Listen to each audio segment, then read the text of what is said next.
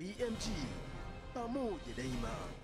Ni kawaida yangu pale ambapo naona hali ya mambo inakwenda sio, na mimi lazima nizungumze kama mwanaharakati huru.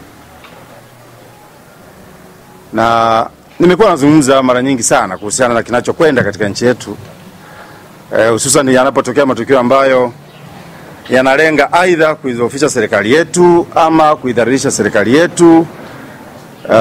Mimi lazima utaniona tu na nitazungumza.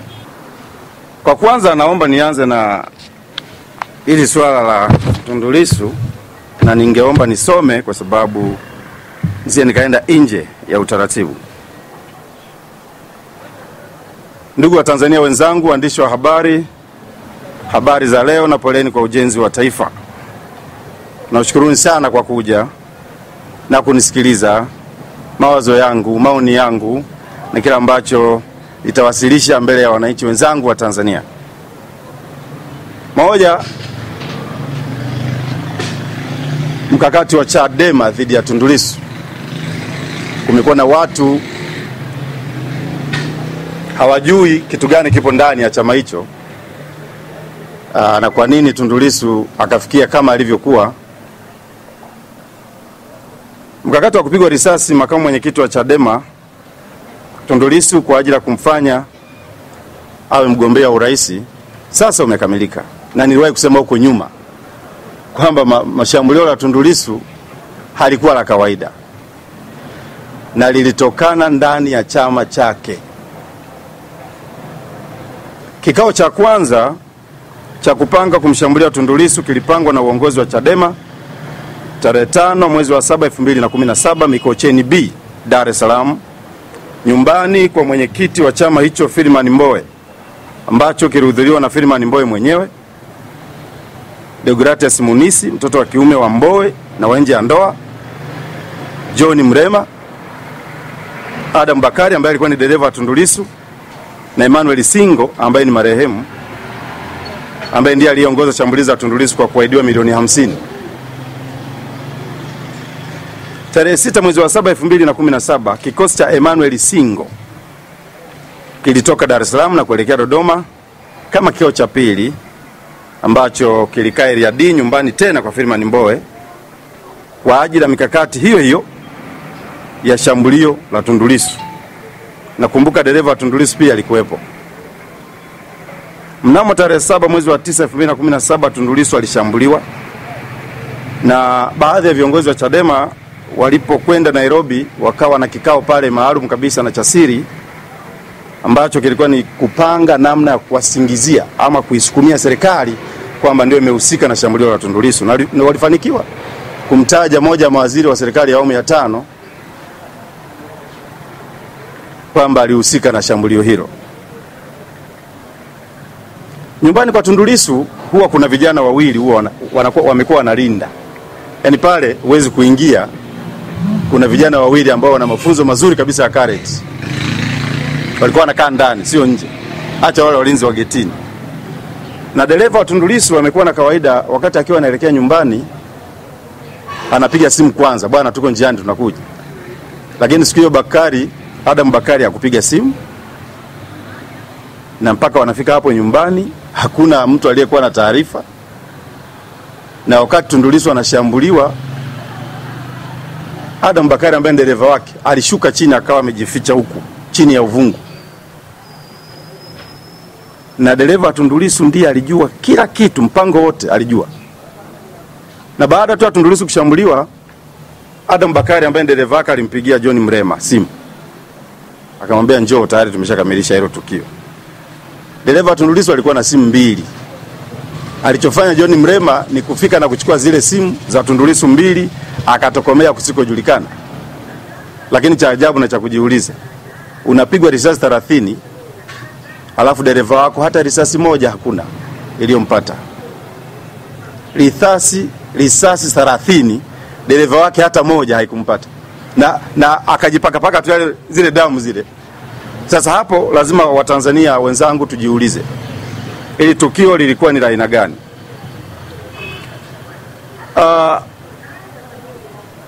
Tundu Lissu amekuwa na wafadhili,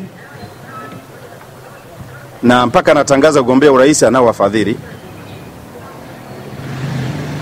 Wafadhili hao miongoni mwao ni ile taasisi ambayo inatetea ushoga duniani, na kuna picha ambazo ziliwahi kutoka mpaka kwenye magazeti, kapiga nao picha. Of course wamemwaahidi karibu milioni 600 kwa ajili ya fomu na uchaguzi, lakini pia wamemwaahidi karibu magari 5000 ambayo yatasaidia kwenye kukamilisha kampeni zake hizo kama atasimamishwa na chama chake cha Chadema kugombea urais. Hotuba yake ya jana ilijaa maneno ya kejeli, kashfa na chochezi baada ya kutoa hoja zinazomsukuma kugombea. Alijikita kumshambulia rais na viongozi wa serikali. Lissu anajua kwa sasa ni ngumu kupata nafasi ya urais kutokana na mambo ambayo mheshimiwa rais ameyafanya. Itakuwa ni ajabu sana kwamba Watanzania waone ambayo mheshimiwa rais ameyafanya. Anajua kwamba hawezi kuwa rais wa Tanzania. Maybe anaweza kuwa rais wa kikundi cha wanaharakati. Inawezekana akawa rais wa wanaharakati. Hiyo inawezekana kabisa, lakini sio rais wa Tanzania. Mafanikio ya Rais Magufuli ni makubwa sana, ambayo baadaye nitasema pia, kwa sababu huwezi kuzungumza haya aliyozungumza Lissu alafu usizungumze rais kafanya nini. Nitagusia na nitaomba ruhusa yenu ili niweze kuzungumza pia. Ugomvi wa Lissu na Mbowe ulitokana na nafasi ya wenyekiti, na yawezekana Watanzania wasijue kwamba Mbowe na Lissu hawapatani kabisa, ni paka na chui. Na ugomvi huu kiini chake kilianza tangu mwaka 2016 ambapo Tundu Lissu alionyesha kutaka kugombea nafasi ya wenyekiti ndani ya Chama cha Demokrasia na Maendeleo Chadema. Na Freeman Mbowe kwa mtu ambaye anajaribu kumtikisa hanaga utani na mtu. Kwa hiyo ni ugomvi ambao upo na sio kwamba unajificha. Uthibitisho na uhalisia wa mvutano wao ni kitendo cha Lissu kutaka Freeman Mbowe ahojiwe pia na vyombo vya dola. Alitamka Lissu akiwa Alabama nchini Marekani, alitamka kwamba vyombo vya dola vimchunguze Mbowe kutokana na shambulio langu. Sasa hapo ndo utajua kwa nini mtu ambaye ndo kashambuliwa na mtuhumu mwenyekiti wake na anashawishi vyombo vya dola viweze kumchunguza naye kutokana na hilo shambulio.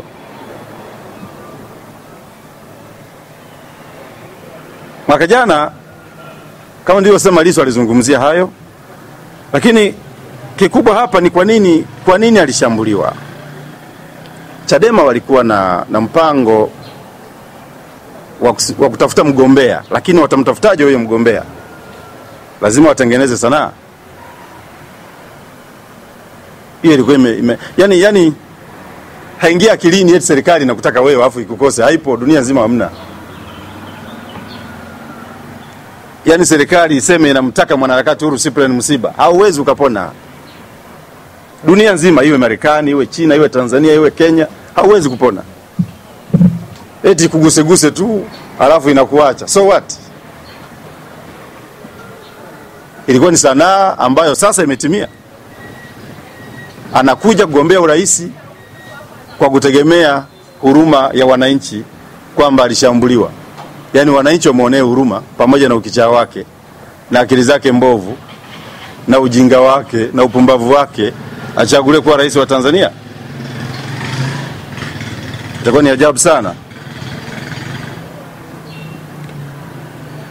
Historia ya Tundu Lissu na Akashia najaribu kuwapa ambayo amekuwa anayafanya.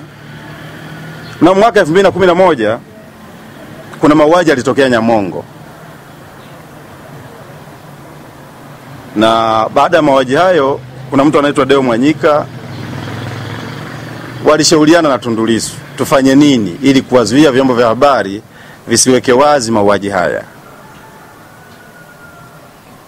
Tundu Lissu alimshauri na kwa kweli walifanikiwa kuzima hiyo habari isitoke, lakini hali halisi ni kwamba Nyamongo kule hali ilikuwa mbaya sana. Kwa upande wa wananchi hali ilikuwa mbaya, kwa upande wa mifugo hali ilikuwa mbaya, na kuna baadhi ya ndugu zetu kule Tarime walikufa na hakuna mtu asiyejua.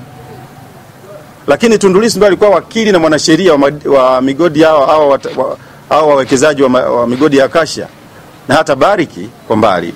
Wao ndio walikuwa wanasheria wao na walikuwa wanapata mafedha mengi sana. Sasa mtu anatetea watu ambao wanawapa sumu wananchi, analipa pesa nyingi, alafu mtu huyo ndiye anataka awe rais wa Tanzania. Na leo hii amekimbilia nje, amezunguka dunia nzima, anawaomba wawekezaji ama marafiki wa Tanzania wa kihistoria kuinyima Tanzania misaada. Watoto wetu wakose kwenda shule kwa sababu yake.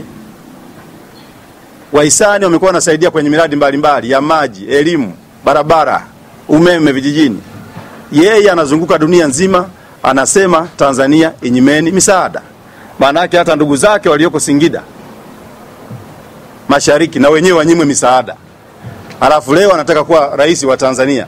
Ndio maana nasema labda rais wa wanaharakati, kama rais wa online, kama rais wa kwenye mitandao inawezekana. Lakini kuwa rais wa Tanzania sina hakika. Na moja ya mivutano mingine ambayo inatokea ndani ya Chadema pale, Freeman Aikaeli Mbowe anataka Msigwa ndo agombee urais kupitia Chadema. Saidi Kubenea, John Heche wanamtaka Lissu. Boniface Jacobo anamtaka Msigwa. Kuna figisu hapo inaendelea si ya kawaida.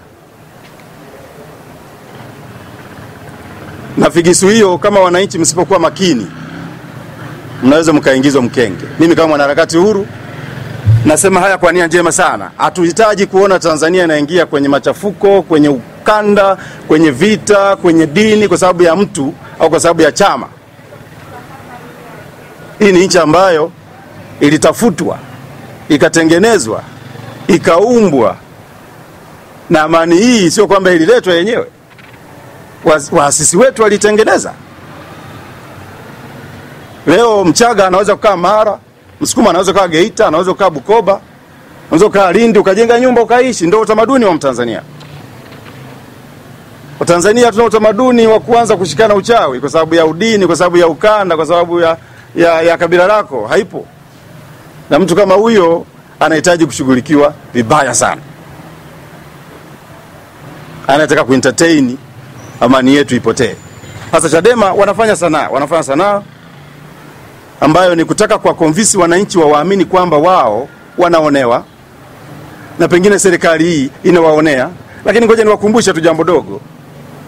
Absalom Kibanda ni mwandishi wa habari maarufu sana Tanzania. Aliwahi kutolewa jicho. Haikuwa serikali ya Magufuli. Mbona tukumwona Kibanda akakimbia nje akaenda kuishi uhamishoni?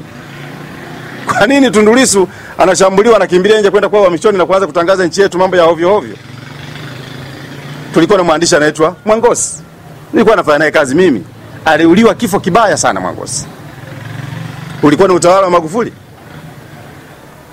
Kwa hiyo kuna masanaa ambayo yanatengenezwa hasa kwenye uchaguzi, ionekane kwamba serikali ya awamu ya 5 inafanya mambo ambayo sio. Lakini mimi nawaambieni chama cha Chadema ni chama hatari sana. Na ndio maana mimi kama mwanaharakati huru ndio pekee naweza nikawasema. Najua wana magenge mengi ambayo yanavamia watu na kuwaletea shida. Sasa hivi wana genge linaloitwa Kimbunga linajipanga kwenda kuvamia mabalozi wa nyumba 10 na utahadharisha tu serikali na baadhi ya vyama ili watu wasitoke kwenda kupiga kura. Hilo genge linaitwa Kimbunga. Linaongozwa na Boniface Jacobo, diwani wa Ubungo na mjumbe wa kamati ya Chadema na mfuasi namba 1 wa Freeman Mbowe. Kwa hiyo Tanzania, naombeni sana tuwe makini na mwenendo wa mambo unavyokwenda. Amani hii ikitoweka haiwezi kurudi. Tanzania haina mbadala. Amani hii haina mbadala. Wenye wajibu wa kulinda amani hii ni Watanzania wenyewe. Ni sisi wenyewe. Hakuna mtu kutoka Marekani anaweza kuja kulinda amani hii. Hawezi mtu kutoka Kenya akaja kulinda amani hii. Na uchaguzi huu usije ikawa chanzo cha Watanzania kuvurugana na kupigana na kutoana macho na ngeu. Kwa hiyo wawe makini sana na sanaa ambazo zinachezwa na Chadema. Lissu aliwatetea Acacia wakati wananchi wa Tarime wakiwa wanataabika kwa sumu, wanakufa, ng'ombe wanakufa, viumbe vyote vilikuwa vinakufa. Leo anataka gombea urais. Nani anamtunza Tundu Lissu Ubelgiji? Kuna mtu anaitwa Jeffrey Smith, alikuwa naye kwenye mambo ya sheria, na ndio alikuwa anatetea hao watu wa migodini. Jeffrey Smith ni Marekani, nafikiri ni kachero wa mataifa hayo. Unakuwa rafiki wa wazungu ambao wanakuja kufuatilia mambo ya Tanzania, alafu anakwenda kuexpose huko nje, alafu inakuwaje? Alafu unajiita ni mzalendo, unataka kuwa rais wa Tanzania. Ni mambo ambayo hayana maana. Freeman Aikaeli Mbowe, hili ni kitu ambacho nimekishtukiza tu, na ndio maana hata sijachapa, kwa sababu nimeangalia eti usiku wa leo kashambuliwa. Ni sanaa zile zile zinaendelea na huruma inaendelea. Wanatafuta huruma tu. Watu ni wahuni. Unajua Chadema ni chama cha kihuni sana, genge la wahuni fulani hivi. Wanatafuta huruma tu. Mbowe ana walinzi, labda tusaidiane. Ana walinzi, anatembea nao wanazidi 6. Nakumbuka kuna mlinzi wake mmoja hivi ana mkono kama chuma, akikushika hivi unaweza ukakatika hata mkono. Lakini hao walinzi walikuwa wapi? Mbowe kachomoka saa 6, saa 7. Anatoka kwake, alikuwa anaenda wapi? Anakaa site 2 pale Dodoma, imejaa watu. Unatoka saa 7 unaenda wapi wewe mwenyekiti wa chama?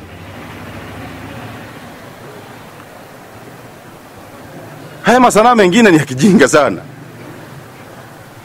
Lakini unajua Mbowe anafikiri Watanzania wote ni wajinga. Kuna mtu anaitwa Joyce Nkia, kuna mtu anaitwa Grace Kiweru. Hao wote ni wapenzi wake Mbowe, na taarifa zilizopo alikuwa anakwenda kwa Grace Kiweru. Kachomoka kwake, anakimbilia kwa nyumba ndogo, kakutana na wahuni huko. Pengine hata waliomfanyia uhuni ni hawa, labda hawa wakina Joyce Nkia. Inawezekana, natoa mfano. Saa 7 usiku unaenda kwa mwanamke mwingine, unatoka kwenye familia yako. Alafu watu walivyo waajabu sana, tayari wakina Lema wanaanza kutengeneza hivi. Jamani, unajua wakati mwingine rais wetu mwe mnamuonea huruma. Kuna mambo mengine ni ya kijinga sana, ya kipuuzi sana, ya kitoto sana. Hivi rais anaweza kutengeneza issue ya kijinga kama hii? Yaani mtu unaenda kwa demu wako huko, umepigwa na vibaka, alafu unamsakizia rais. Mimi naomba sana vyombo vya dola wajaribu kufuatilia watu waliomshambulia Mbowe, na watoe taarifa kwa wananchi wa Tanzania, na taarifa yenyewe iwe wazi, ili waliohusika wote, kama ni vibaka, kama ni hao labda rafiki wa wanawake wake wa pembeni wengine, ijulikane na wakamatwe na wachukulie hatua kali sana za kinidhamu na za kisheria. Lakini kama kuna mchongo wowote ndani ya Chadema, na wenyewe ujulikane. Sababu ni ujinga sana. Wanatengeneza matukio, halafu baadaye wanaanza kusema hichi wala hichi.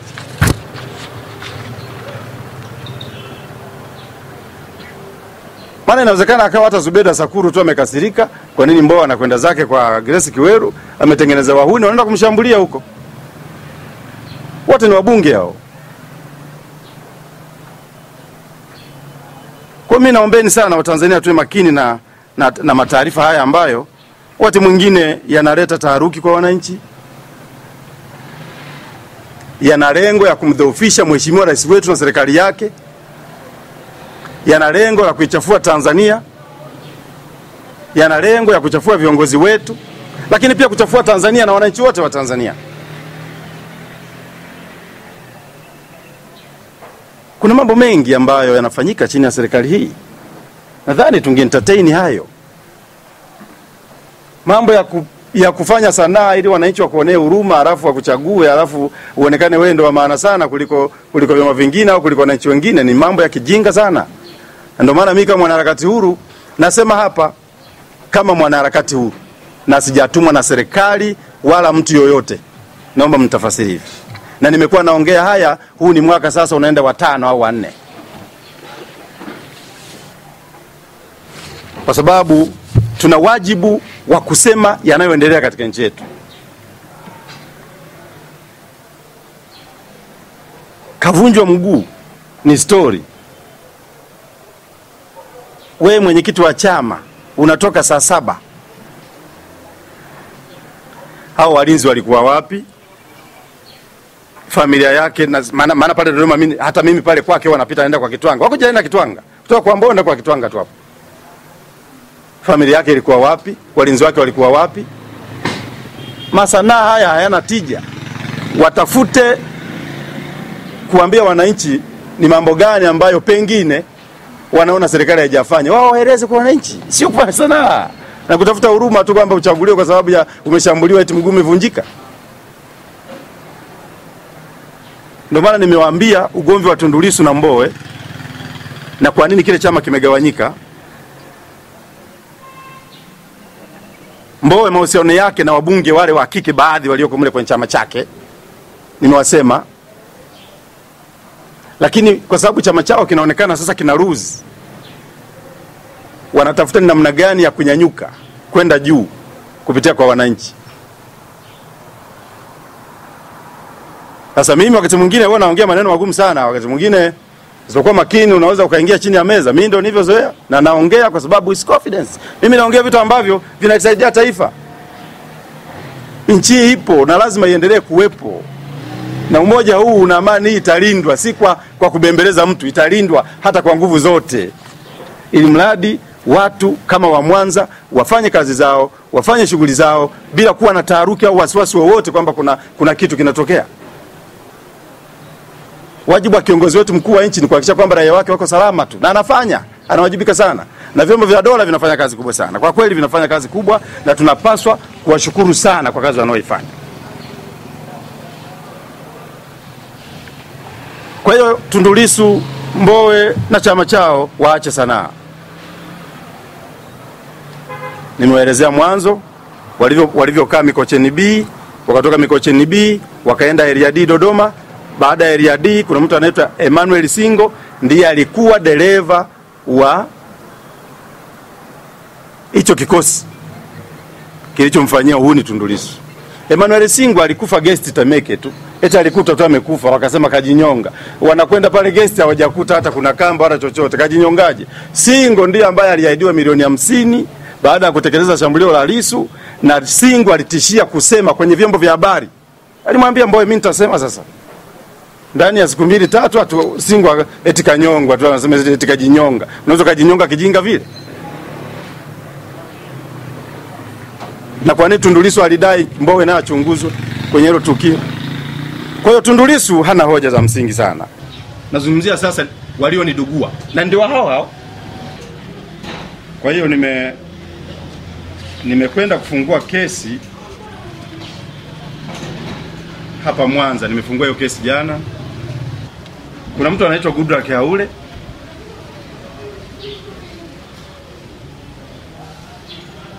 na kuna mtu anaitwa George Grinch. Wanachukua picha zangu, wanaweka majina yangu. Ametukana Mheshimiwa Bwana Siro, ametukana Mheshimiwa Umi Mwalimu, ametukana Mwigulu Nchemba, ametukana Dr. Moleli, ametukanwa viongozi wengi wakubwa. Hata Mheshimiwa Rais alikuwepo. Ni mambo ya kipumbavu sana kuchukua jina la mtu na picha yake unaweza kutukana viongozi. Maana yake ni nini? Na wakati mwingine mimi najiuliza kwani nimekuwa maarufu kiasi hicho kwamba unachukua jina langu na kutukana watu, unahofia nini? Kwa sababu mimi ni mtu wa kawaida sana, natoka familia maskini sana. Sina chochote mimi. Lakini kwa nini uchukue jina langu na picha yangu, unamtukana rais, unamtukana IGP Siro, unamtukana, yani wametukana viongozi wengi tu. Kwanza ni waombe radhi viongozi hao waliotukana. Hiyo account sio yangu na sifikirii kuwatukana viongozi wangu. Of course walinitia pressure. Ningekuwa na kisukari au pressure mngeweza kunikuta hata niko mortuary lakini kwa kweli nilipata pressure sana, kwa sababu ukifanya hivyo au unafanya hivi, ukifanya hivyo au unafanya hivi, na wanatukana tu viongozi, wanarusha mapicha ya ngono kupitia sura yangu na majina yangu. Sasa nimewafungulia kesi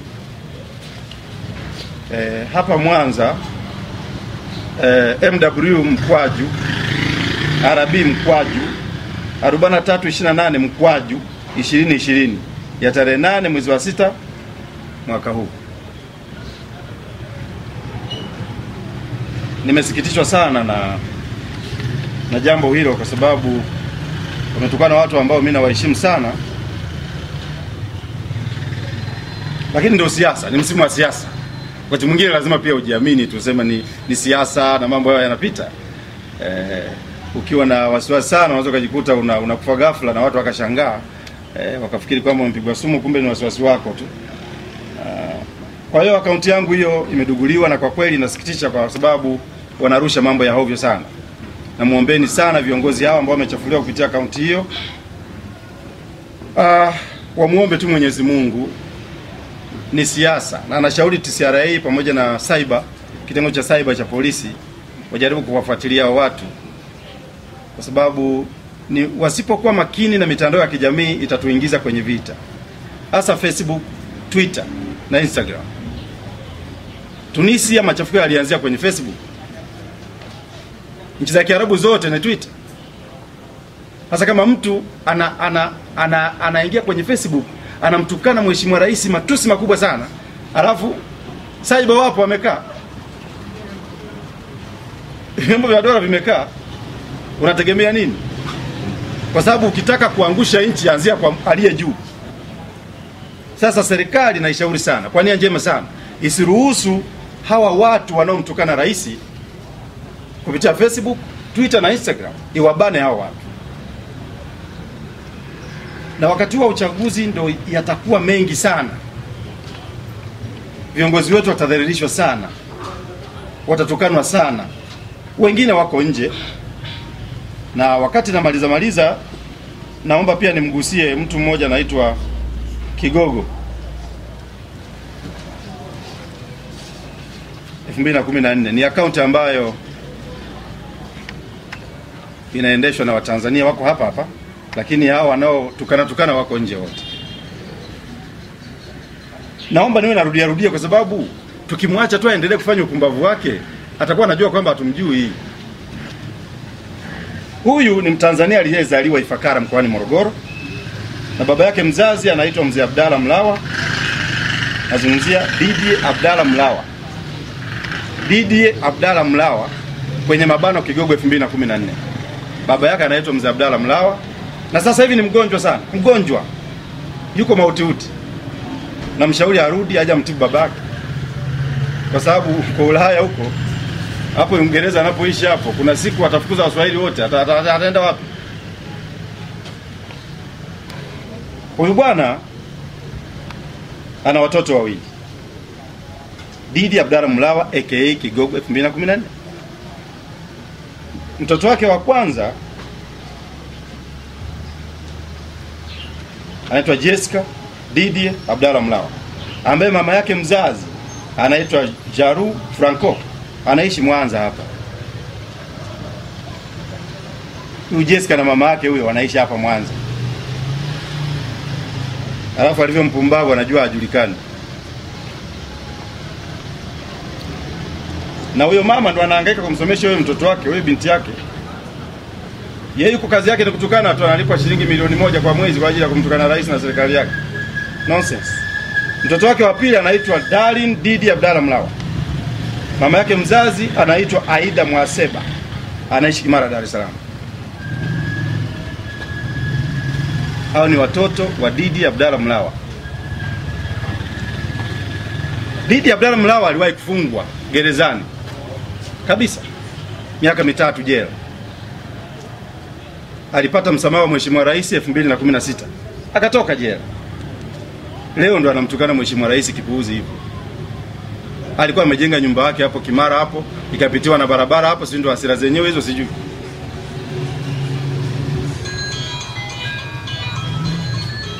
Huyu bwana mama yake alifariki mwaka jana. na alitaka kupigana risasi na mdogo wake. Alikuwa anagombea maiti ya mama yake. Huyu Didi Abdalla Mlawa anagombea maiti kazikwe Ifakara, na alikuwa anaungana na baba yake mzazi huyu Mzee Abdalla Mlawa. Mjomba huyu yani kwa maana ya kaka wa huyo marehemu mama yao na mdogo wake wanataka maiti kazikwe Mbeya, kwa sababu huyu mama alikuwa ni Mnyakyusa. Na walishinda. Maiti ya huyu mama, mke wake Mzee Abdalla Mlawa, alizikwa Unyakyusani huko Mbeya. Nataka tumuonyeshe kwamba anajulikana, yani aache upuuzi wake. Watu wengine wakiingia mule ile misikule ile na mfuatafuata ile, wanafikiri kwamba ni mtu wa maana sana.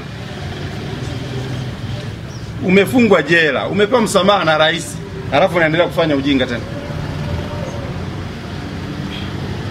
Ushauri wangu mimi kwa serikali kuhusiana na hii akaunti, moja,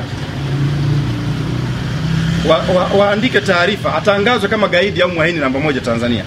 Ni ushauri wangu. Picha yake isambazwe kwenye viwanja vya ndege vyote Tanzania, na kwenye barozi zote Tanzania, na atangazwe gaidi na mhaini namba 1 Tanzania. Sasa kama wafungwa wanaweza kubadilishana, mtu wafungwa wako Israeli wanapelekwa Palestina, Palestina wanapelekwa Israeli. Kwa nini sisi kama serikali tusiombe serikali ya Uingereza? Kiserikali tunamtaka huyu mtu kwa sababu anahatarisha amani ya Tanzania.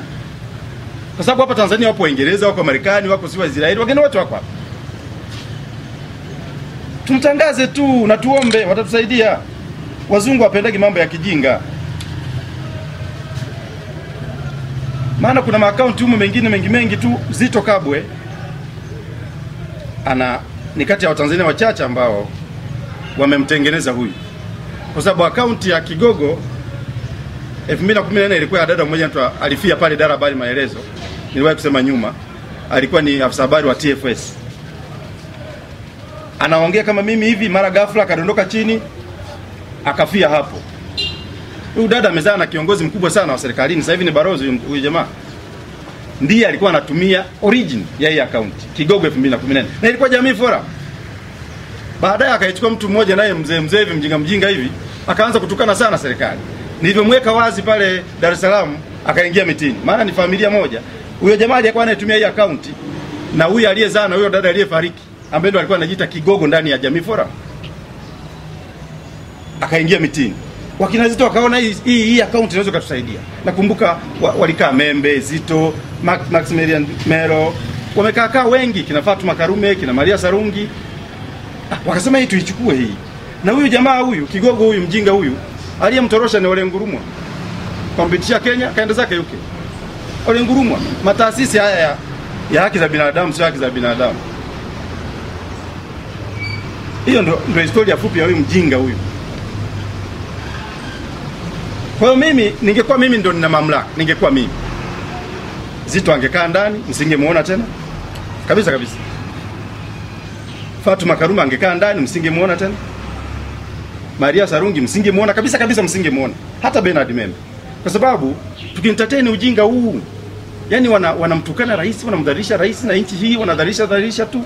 Halafu kisa wewe ni mtoto, ulikuwa mtoto wa rais au si wewe ulikuwa waziri wa mambo ya wapi huko? Kaa ndani hapo. Mbona mwalimu alimweka jumbe tu akakaa hapo ndani mpaka akazeekea huko? Haya mambo sio ya kuyaonewa aibu tu. Yaani mkitaka kuendesha nchi, endesheni nchi kwenye mstari. Basi.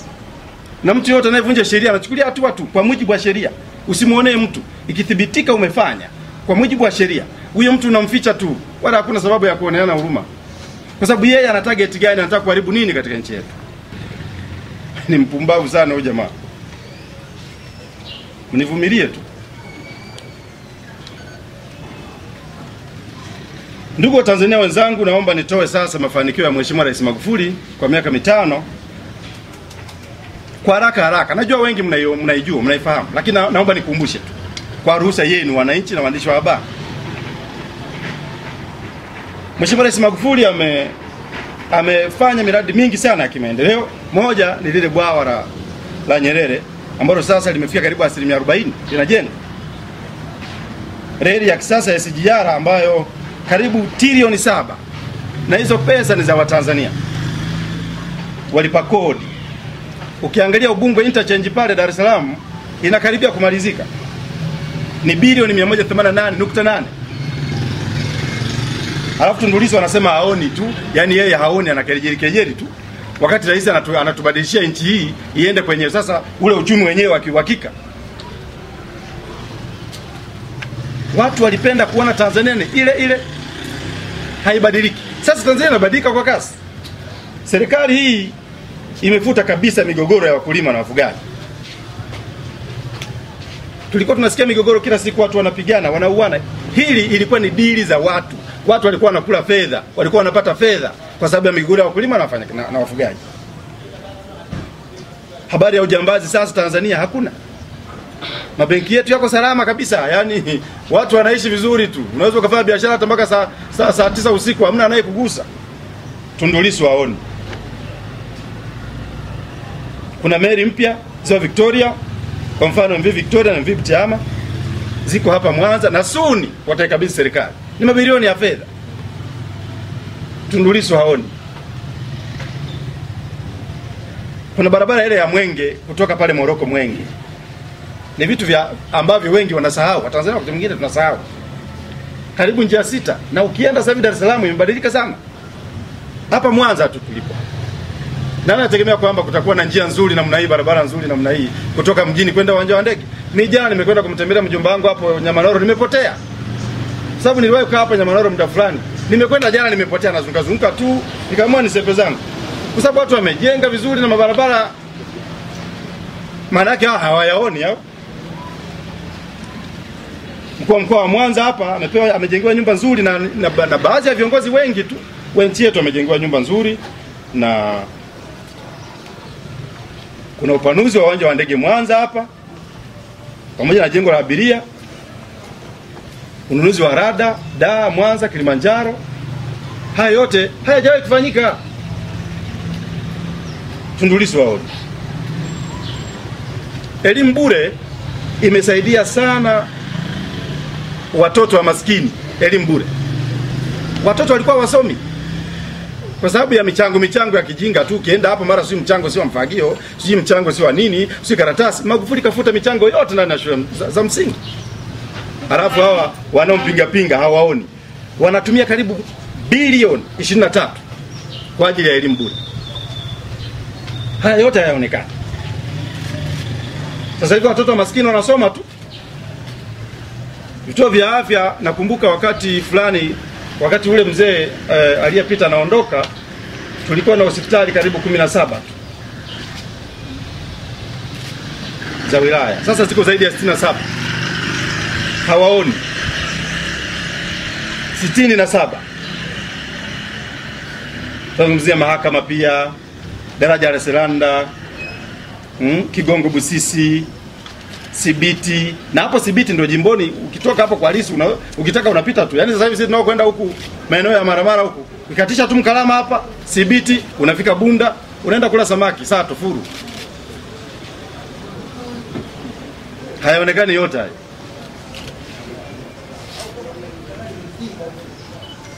Tumeona namna ambavyo Mheshimiwa Rais Magufuli amedili na corona. Tundu Lissu yote hayaoni. Tuliona majirani hapa walivyopigwa, vizee vilivyopigwa na kunyanyaswa kwenye corona. Lakini rais wetu aliongozwa na Mungu. Aliangalia aina ya Watanzania tuliopo hapa. Wana mahitaji gani?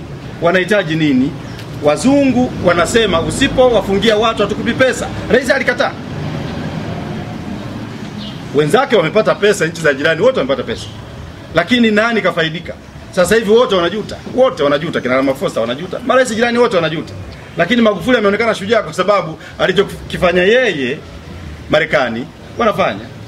Sasa Belgium wanafanya, South Africa wanafanya, Austria wanafanya, na nchi nyingi duniani wanafanya.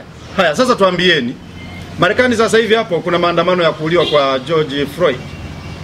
Mbona hatusikii tena vifo vinatangazwa? Mbona hatuona navaa mabarakoa? Mbona lockdown haipo tena? Ndio mjue tuna rais ambaye Mungu ndio katusaidia kwa naye. Ulaya nzima ni maandamano na hakuna cha lockdown, watu wanatoka tu nje. Watanzania tuna wajibu wa kujivunia Mheshimiwa Rais tulionaye. na lazima tumuombe. Popote ulipo, uwe Muislamu uwe Mkristo, tumuombe. Amefanya mambo mengi makubwa. Amelifufua shirika la ndege la Tanzania. Ndege 8 zipo. Mwalimu Nyerere aliacha ndege 11, alivyoondoka zikaondoka zote. Magufuli amezirejesha. Hilo nalo ni jambo baya. Hawaoni. Vyuo vikuu karibu bilioni 400 zinakwenda. Hatuoni maandamano wala chochote kwenye vyuo vikuu. Wakina Tundu Lissu hawaoni. Watanzania wenzangu, ninawaambia kwa sababu nawakumbusha tu, na ni mambo mema niwakumbusheni, kwa sababu wao, na ukiangalia hotuba ya Tundu Lissu ilikuwa ina kejeli sana kuhusiana na serikali hii. Utadhani haoni yanayofanyika na serikali hii. Dodoma pale ametoa Ikulu daa kuja Dodoma pale. Hata mwalimu mwenyewe aliyeasisi hilo alishindwa. Lakini Magufuli amehama kutoka Dar es Salaam, amehamishia Ikulu Dodoma, na wafanyakazi nyumba zinajengwa pale na Ikulu ipo imeshaisha. Lakini pale Dodoma utakutana na soko kubwa sana la kisasa na stendi kubwa sana ya kisasa. Na kuna uwanja wa ndege ule wa Msalato tayari tenda imeshatangazwa. Hayo yote hawa kina Tundu Lissu hawaoni. Marais wa mitandaoni. Maana amechukua fomu mtandaoni, anatangaza urais mtandaoni, ana matokeo yake anatangaza mtandaoni. Yaani yeye kila kitu anafanyia mtandaoni, tukampenda atapigia mtandaoni tu. Hata sielewi. Pale Singida kuna stendi kubwa sana, wakati mzee anaingia, Mheshimiwa Rais wa awamu ya 5, imejengwa na ni mkoani kwa Tundu Lissu.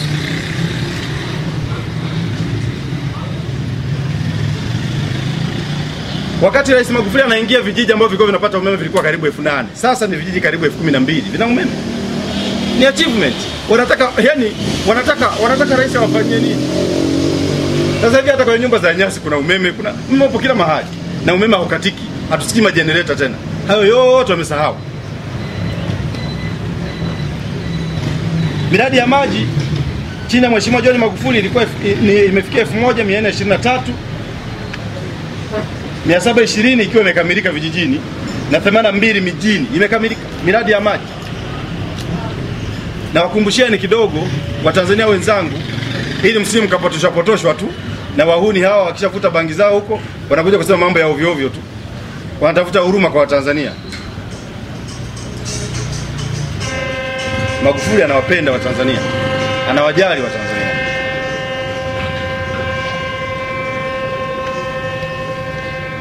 Naombeni sana Watanzania wenzangu, wakati namaliza, muombeeni sana Mheshimiwa Rais wetu.